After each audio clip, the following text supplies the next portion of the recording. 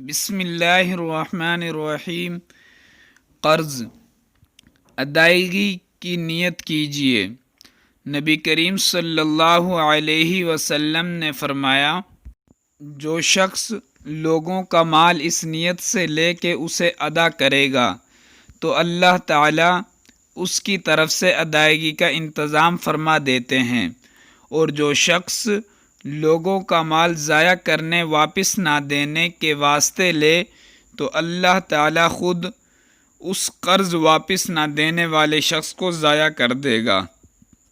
نبی کریم صلی اللہ علیہ وسلم نے ارشاد فرمایا، جو شخص لوگوں کا مال اس نیت سے لے کے اسے ادا کرے گا تو اللہ تعالیٰ اس کی طرف سے ادائیگی کا انتظام فرما دیتا ہے، اور جو شخص لوگوں کا مال ضائع کرنے واپس نہ دینے کے واسطے لے تو اللہ تعالیٰ خود اسے قرض واپس نہ دینے والے شخص کو ضائع کر دے گا۔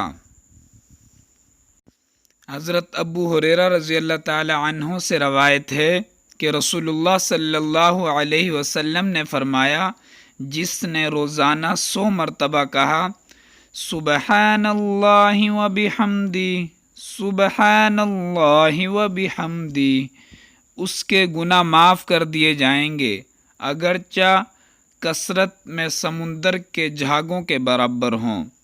حضرت ابو ہریرہ رضی اللہ تعالی عنہ سے روایت ہے کہ رسول اللہ صلی اللہ علیہ وسلم نے فرمایا، جس نے روزانہ 100 مرتبہ کہا سبحان اللہ و بحمدی، اس کے گناہ معاف کر دیے جائیں گے، اگرچہ کثرت میں سمندر کے جھاگوں کے برابر ہوں۔